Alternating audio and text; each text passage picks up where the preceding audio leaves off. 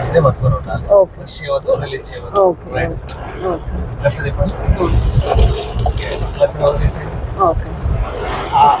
Front side up, back side up ఉంది అనుకోండి, down ఉంటుంది కదా మిడిల్, అవును. అలాగే ఆగిపోతే వాటర్ అనేది స్టోరేజ్ అయిపోయి మన డోర్ లో నుంచి లోపలికి వచ్చే ఛాన్స్ ఉంటాయి వాటర్.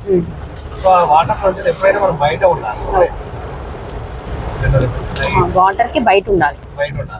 వాటర్ లో ఉంటే మన వెహికల్స్ అందులోనే అదే ఏదైనా వెహికల్ కి ఏదైనా ఎలక్ట్రిసిటీ కొంచెం ప్రాబ్లం ఉందనుకోండి, సర్క్యూట్ అయిపోయి వెహికల్ ఆగిపోయే ఛాన్స్ కూడా ఉంటుంది. ఓకే.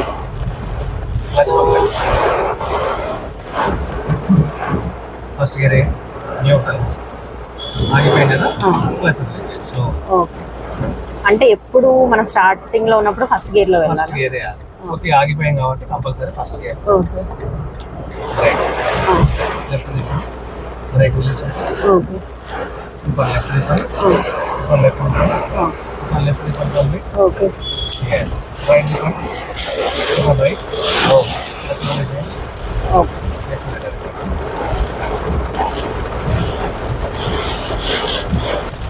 వర్షం వచ్చినప్పుడు కార్ కంటే బండి డ్రైవింగ్ ఈజీ అనిపిస్తుంది.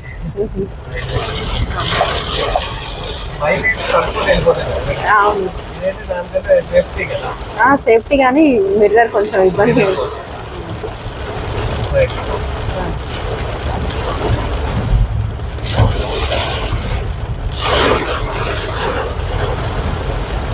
అందరూ పార్కింగ్ లైట్స్ వేసుకుని వెళ్తారు.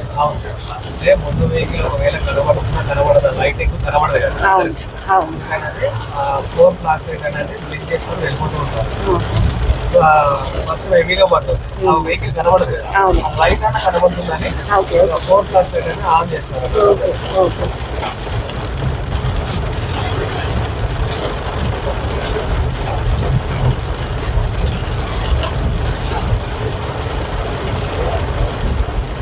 వర్షం పడుతున్నప్పుడు కింద వాటర్ కూడా తక్కువ ఉన్నాయా, ఎక్కువ ఉన్నాయా? కింద వాటర్ కూడా వాటర్ అనేది మనకు రోడ్డు క్లియరెన్స్ బట్టి మనకు తెలుస్తూ ఉంటుంది.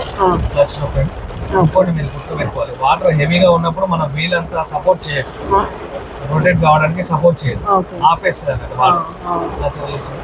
రైట్ తిప్పండి. రైట్ తిప్పండి. ఓకే. రైట్. అంతే ఉండాలి. స్ట్రైట్ చేసుకోండి. ఓకే. ఓకే.